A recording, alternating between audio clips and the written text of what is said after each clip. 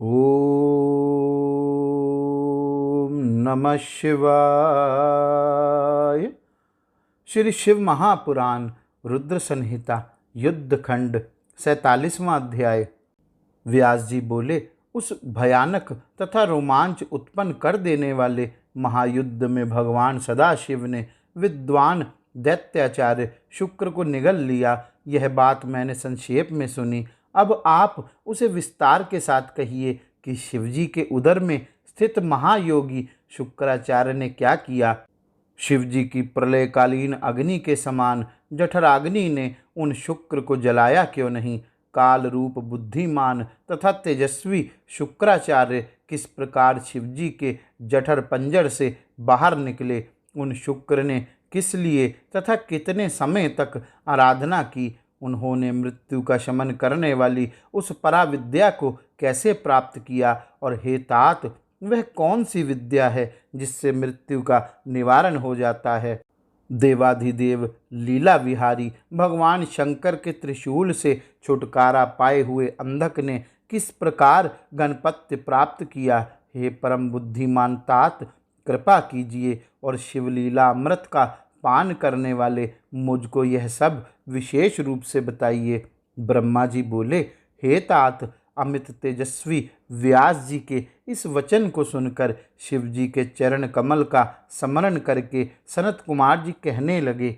सनत कुमार जी बोले, हे महाबुद्धिमान व्यास, आप मुझसे शिवलीला अमृत का श्रवण कीजिए। आप धन्य हैं, शिव जी के परम भक्त हैं और विशेषकर मुझे तो बहुत आनंद देने वाले हैं।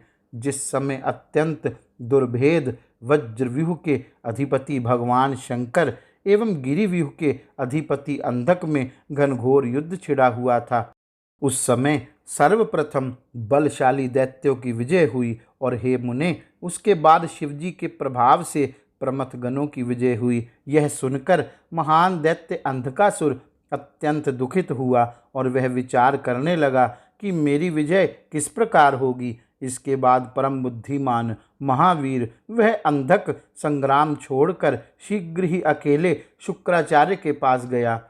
परम नीतिज्ञ वह अंधक रथ से उतरकर अपने गुरु शुक्राचार्य को प्रणाम करके हाथ जोड़कर विचार करके यह कहने लगा।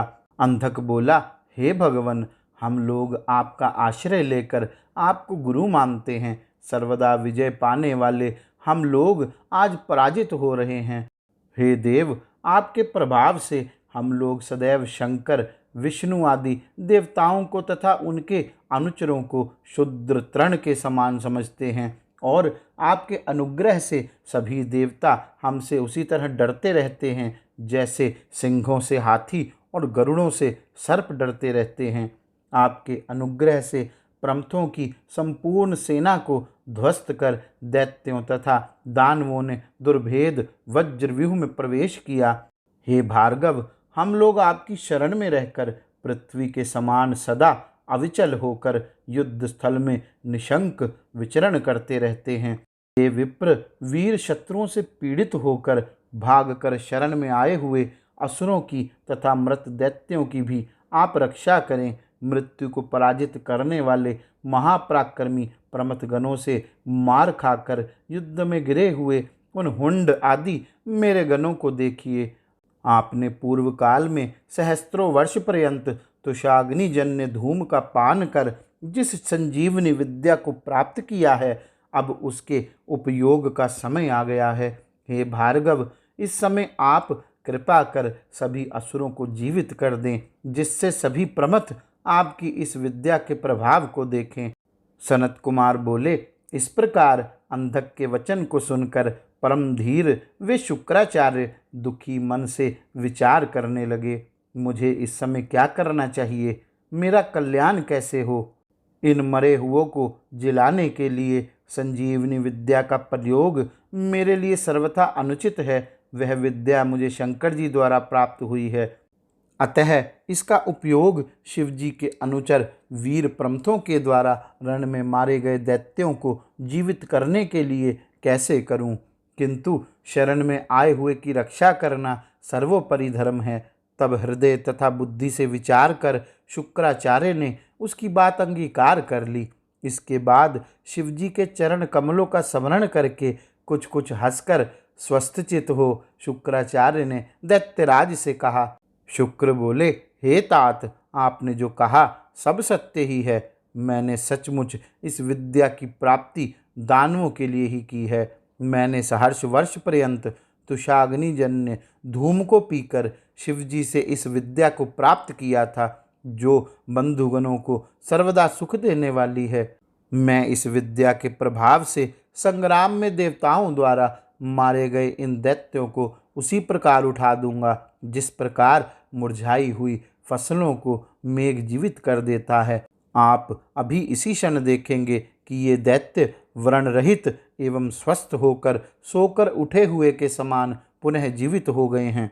सनत कुमार बोले, अंधक से इस प्रकार कहकर शुक्राचार्य ने बड़े आदर के साथ शिवजी का स्मरण कर एक एक दैत्य को उद्देश्य करके संजीवनी विद्या का प्रयोग किया। उस विद्या के प्रयोग मात्र से वे समस्त दैत्य एवं दानव सोकर जगे हुए के समान शस्त्र धारण किए हुए एक साथ उसी प्रकार उठ गए जिस प्रकार निरंतर अभयस्त वेद जैसे समय पर मेघ एवं आपत्ति काल में श्रद्धा से ब्राह्मणों को दिया गया दान फलदायी हो जाता है।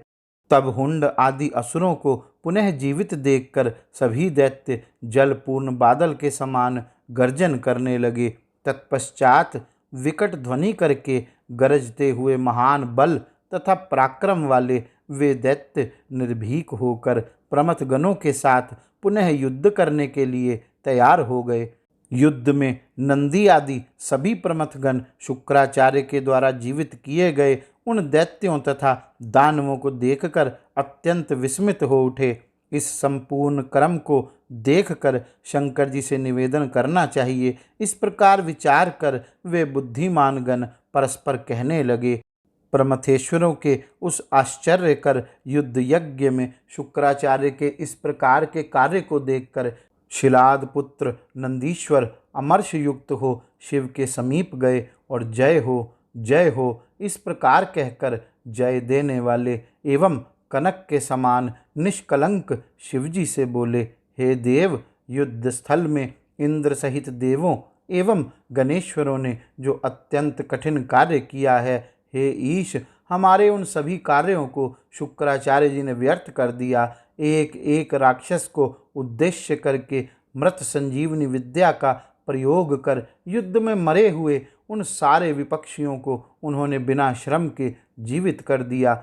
इस समय यमपुरी से लौटे हुए तुहुंड, हुंड, कुंभ, जंभ, विपाक, पाक आदि महादैत्य युद्ध स्थल में प्रमथ गणों का विनाश करते हुए विचरण कर रहे हैं।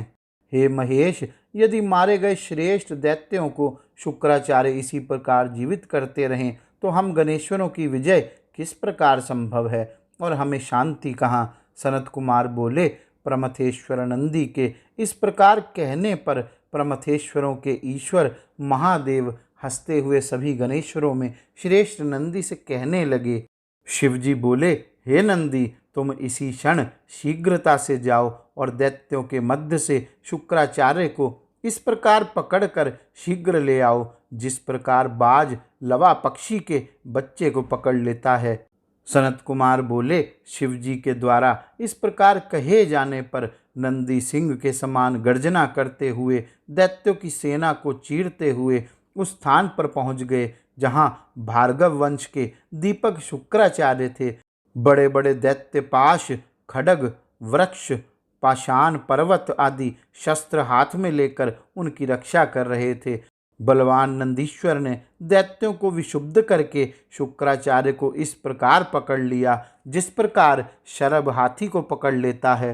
तब ढीले वस्त्र वाले, बिखरे केश वाले एवं गिरते हुए आभूषणों वाले शुक्राचार्य को छुड़ाने के लिए अनेक राक्षस सिंहनाद करते हुए उनके पीछे दौड़े। दैत्येंद्र नंदीश्वर पर मेघ के समान वज्र, शूल, तलवार, परशु, तीक्ष्ण चक्र, पाषाण एवं कंपन आदि नाना प्रकार के शस्त्रों की घोर वर्षा करने लगे। गणाधिराज नंदीश्वर उन सभी शस्त्रों को अपने मुख की अग्नि से भस्म करके उस महाभयानक युद्ध स्थल में शत्रु पक्ष को पीड़ित करके शुक्राचार्य को लेकर शिवजी के पास चले आए और शिवजी से यह कहने लगे, हे भगवान, यह वही शुक्र है। तब देव शिवजी ने देवगणों के लिए अग्नि के द्वारा की गई आहुति के समान शुक्राचार्य को ग्रहण कर लिया। प्राणियों की रक्षा करने वाले उन सदाशिव ने बिना कुछ बोले ही उन शुक्राचार्य को फल के समान अपने मुख में रख लिया, जिससे वे समस्त असुर ऊंचे स्वर में महान हाहाकार करने लगे। इस प्रकार श्री शिव महापुराण के अंतर्गत द्वितीय रुद्र संहिता के पंचम युद्ध खंड में अंधक युद्धोपाख्यान में शुक्र निगीर्ण वर्णन नामक 47वां अध्याय पूर्ण हुआ। गौरी शंकर भगवान की जय। ओम नमः शिवाय।